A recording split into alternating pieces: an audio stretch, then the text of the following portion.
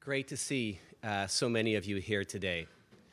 I want to start by telling you climate change is the most significant challenge faced by humanity over the course of the 21st century. And I don't say that lightly. But climate change is going to make every other significant challenge more difficult or impossible to reach. So if you think childhood hunger and food insecurity is the most significant challenge, well, the excessive heat and the drought and the floods that climate change are going to drive is going to reduce crop production in the tropics and temperate regions. It's going to be more difficult to provide that food. You might think national security and reducing conflict around the globe is the most significant challenge. The Pentagon has just come out with a report to Congress that calls climate change a threat multiplier that serves to aggravate poverty and environmental degradation and social tensions and governmental instability. That's going to all factors that actually drive conflict around the globe. You might think that preserving ecosystems and biodiversity is a grand challenge, and certainly is, but we're already in the midst of our sixth great extinction. And in fact, in part driven by how rapidly climate is changing and the fact that ecosystems and species are not able to adapt fast enough to catch up. Or you might feel that public health is the most important challenge that we face. But the increases in air pollution and pollen and droughts and floods and insects that transmit disease are just going to make it that much harder to deal with the public health issue. So with that frame, I actually want to share three perspectives on climate change today that I hope will really help move us forward to action. The first, and I've been saying this for well over a decade, it's still true today, is that climate changes. It always has changed and always will change. The only difference today is that there's an extensive and ever-growing body of scientific evidence that shows that humans are the main driver of that change. And in fact, I recently have reread 5 different studies that analyze climatologists' conclusions on this. And they've looked both at what we publish in the scientific literature as well as surveys. And all of those studies have concluded that 97% of climate scientists who are active in this field have come to the independent conclusion that humans are the main driver of change. It's time we started to accept that and move forward.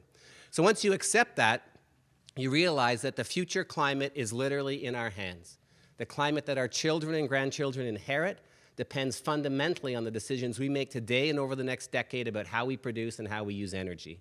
And the quality of their lives is going to depend on how quickly we figure out how to adapt to the new climate normal.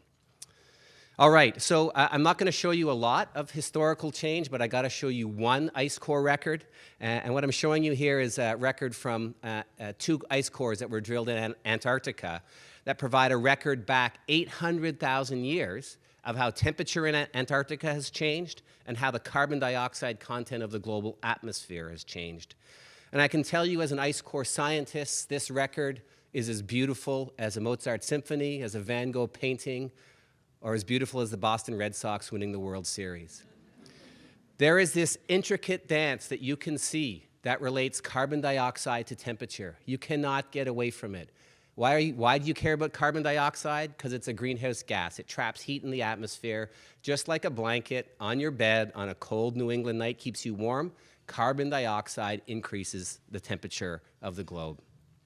And you can also see up there, I've plotted in the big, bold blue letters, right? Since 1957 was when we first started monitoring carbon dioxide in the atmosphere in Hawaii. We have increased the carbon dioxide content equivalent to a shift that we see between a glacial and interglacial age.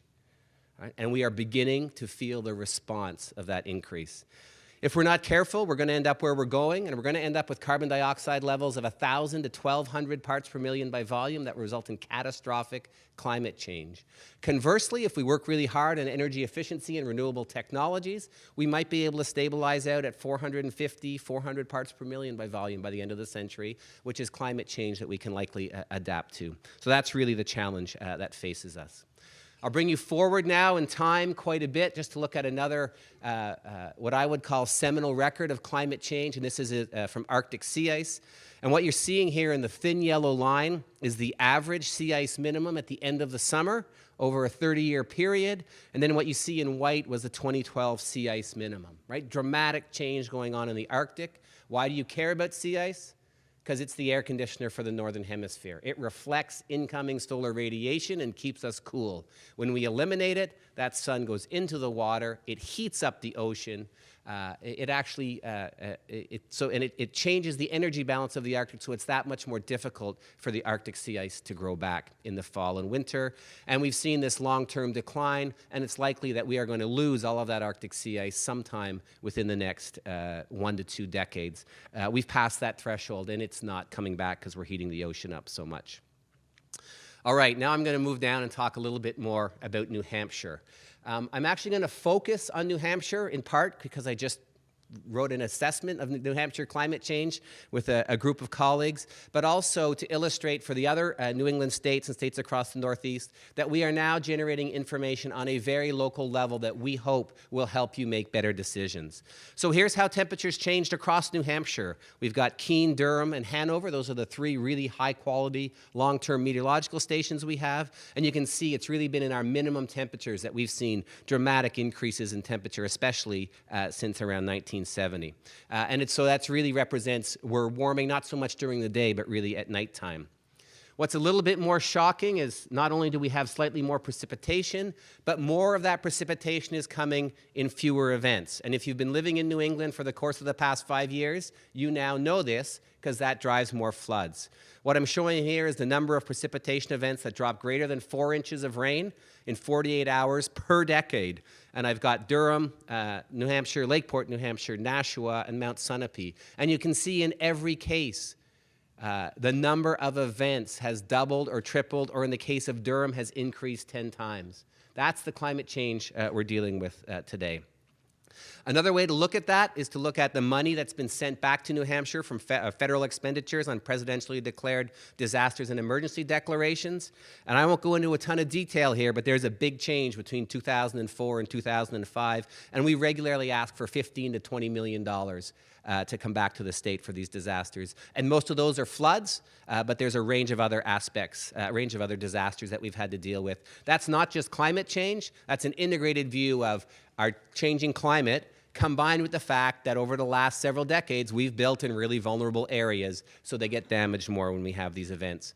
Same graph for all 6 New England states. You can see 2011, the big year. You can find out a lot more about why that was the case, but that was Hurricane Irene with big expenditures in Mass, Connecticut, and Vermont, and I know there's a special session on that. So my question for you, for all of us, right? Are you ready for the next storm? I don't think we were ready for Snowtober back in 2011. I don't think we were ready for the floods that hit Alstead and southern New Hampshire in 2005 and 2006 and 2007 and Rhode Island in 2010. We weren't ready for Irene in 2011, and we weren't ready. New Jersey and New York especially weren't ready for what happened with Hurricane Sandy. And I hope that's really sort of the movement that comes out of this conference as we begin to prepare for these events that have not occurred in the past. All right, so how's our climate going to change in the future? Well, you now have a wealth of information. The Intergovernmental Panel on Climate Change 5th Assessment Report came out this fall, 2013. The summary for policymakers is only 25 pages. Read it. Right? U.S. National Climate Assessment just came out, 821 pages. I don't know that anybody's read the whole thing, but there's a nice executive summary, and both of those are available online. What I'm really here to tell you about is a set of assessment reports that we've written specifically on a watershed or much smaller spatial scale, and these are all available on our website at climatesolutionsne.org. So a key variable in how much our climate's going to change in the future is how much greenhouse gas we emit into the atmosphere, right? The future climate is literally in our hands. So the tools we scientists use are a range of scenarios on how our economic activity might change, how our population might change, and how that might change global emissions. And we try to frame the problem. right? We don't predict how climate's going to change. We just project how it's going to change based on different emission scenarios. And everything I'm going to show you compares these higher versus lower emission scenario. And then those scenarios drive these tools we call global climate models. Just let me tell you, all models are wrong. Some models are useful, right? They're not perfect, but they provide you with information that is decision relevant. All right, so how's our temperature going to change in the future? So this is for southern New Hampshire. This is an average of about 25 meteorological stations that have been statistically downscaled so we can get a better sense of how climate's going to change in southern New Hampshire. 2 points to make here. Whether you look at a lower emissions or a higher emissions scenario, by 2050, there's no difference between those curves, right? Temperatures going up 4 or 5 degrees Fahrenheit by the middle of the century. That is climate change we have to adapt to and what we're going to focus on today. Conversely, if globally we can get our act together and figure out how to reduce emissions, there's a very different scenario by the end of the century under the higher emissions scenarios where we see our summers 10 to 11 degrees Fahrenheit on average warmer, right? Under the low emissions scenario, we come in at 4 to 5, maybe 6 degrees Fahrenheit warmer. What does that mean? One perspective to put that through is the number of hot days that we have across the region. Historically, in southern New Hampshire, in the gray bars there, we have 7 to 8 days that are hotter than 9 degrees Fahrenheit. Under the high emission scenario, by the end of the century, we would expect southern New Hampshire to have 55 days that were hotter than 9 degrees Fahrenheit. And a place like Manchester or Nashua, you'd be looking at 70 to 75, right? A summer filled with a heat wave, punctuated by slightly less uncomfortable days. Conversely, under the low emission scenarios, we triple the number to 20 to 25. How is our precipitation events going to change? It doesn't even matter which emission scenario you look at now. This is the same statistic I showed you before. Events greater than 4 inches in 48 hours, right? We're going to see an increase in an average across southern New Hampshire from about 4 events per decade to about 10 to 12 events per decade, right? Some places even worse. So that change that we've seen in flooding is just going to continue, and that's going to be enhanced if we continue to pave our watersheds with impervious surfaces. And then last but certainly not least is projected changes in global sea level. There's lots of debate on how much sea level is going to go up, and it depends a lot on what happens to Antarctica and Greenland. If you've been paying attention, the collapse of the West Antarctic ice sheet is now inevitable. All right? There's no more uncertainty if it's going to melt. All of the uncertainty is how fast, right? So it's unlikely to melt this century, but we need to start preparing our coastal communities for 10 to 12 feet of sea level rise in the next couple of centuries, right? That requires planning and a perspective that we've never used before. So just to sum up, how's New Hampshire's climate going to change? Well, we're going to have summers under the high emission scenarios like they currently exist in North Carolina, under low emission scenarios like Washington, D.C. It's going to be hotter in summer. We're going to get more rain, and more of that rain is going to come in fewer events. Paradoxically, we're going to get more drought because we get no more increase in precipitation in summer, but we have way hotter temperatures, so we evaporate more water. So we're going to have to get used to drought by the end of the century. Our winters are going to be warming with less opportunity for winter recreation, right? That's the stake to my particular heart. And we're going to see Greenland continue to melt and sea levels continue to rise, and we're going to see the spread of vector-borne disease. So that brings me to actually to sum up, right? The bad news is climate's changing, it's caused by us, and if we don't do something about it, it's going to get worse. The good news is it's caused by us, so we can actually do something about it. So that brings me to my second point, is that climate change is the innovation opportunity of the 21st century if we just choose to pursue it that way. We really have to consider two activities: mitigation, reducing emissions, and adaptation, which is a lot about what we're here at this conference to talk about. And in my world, we would actually integrate a lot of those together, and we'd have integrated solutions that do both at the same time. All right.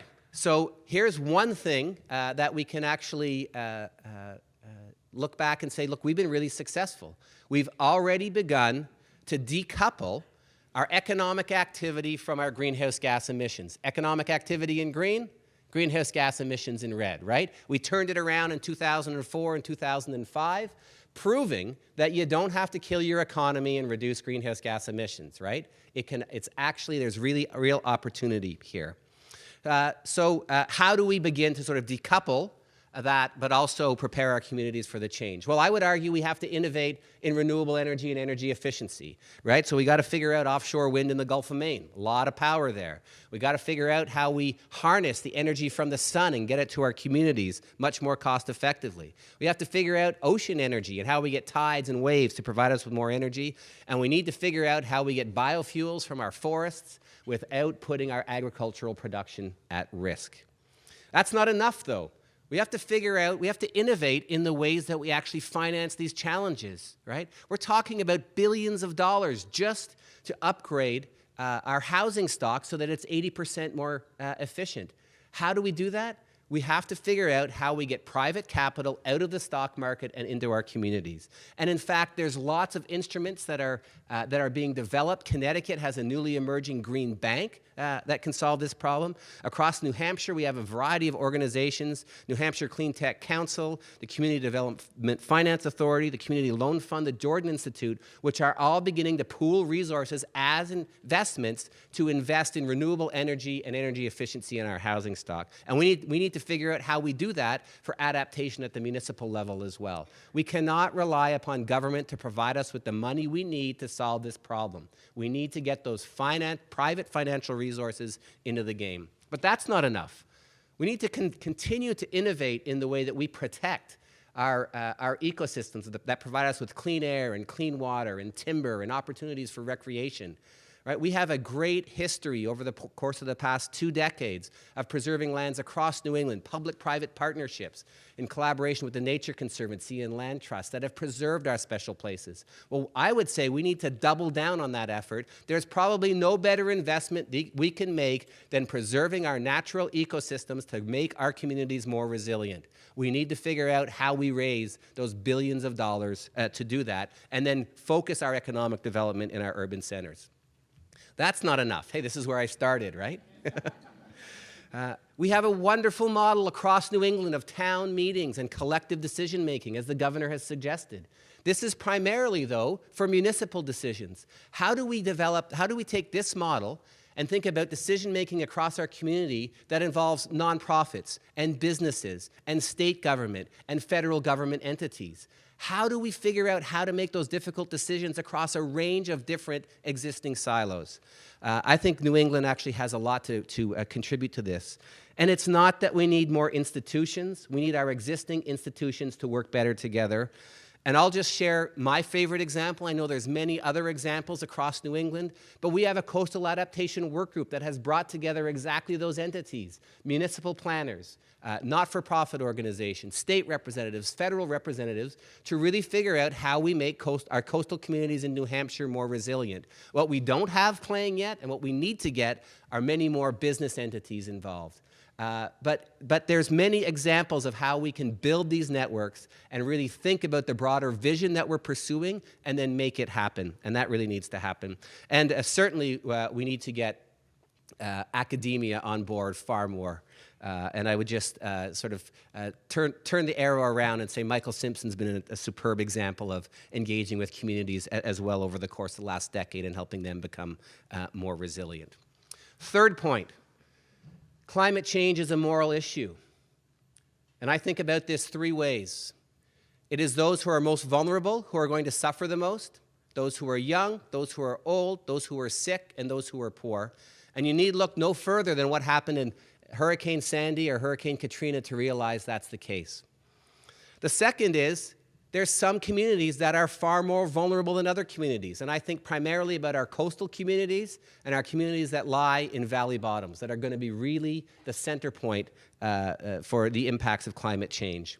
And then the third way I think about this is the carbon dioxide that I emitted when I drove over here today is going to be in the atmosphere for well over 100 years. I get all the benefit, and I'm pushing impacts onto children that are not yet born.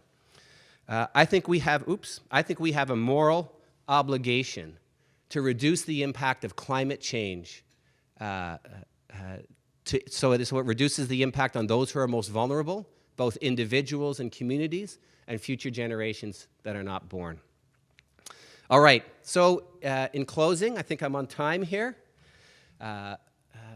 I've been talking about climate change for about 20, and doing research on climate change for about 25 years. And I can tell you, more than once, I've been called Dr. Doom. But I also love to dance.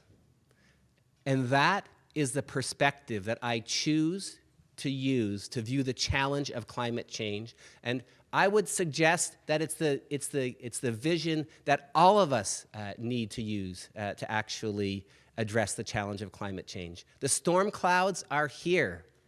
And I would argue we need to take Vivian Green's advice and learn how to dance in the rain. So the question I have for you, for our community, for our society, is what are we going to do about it? Right? We have the responsibility, we have the obligation to act.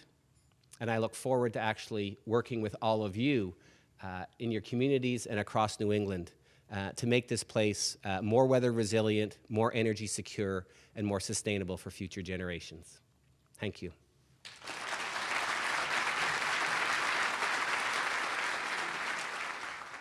So Michael said we have a little time for a few questions. So do those microphones work?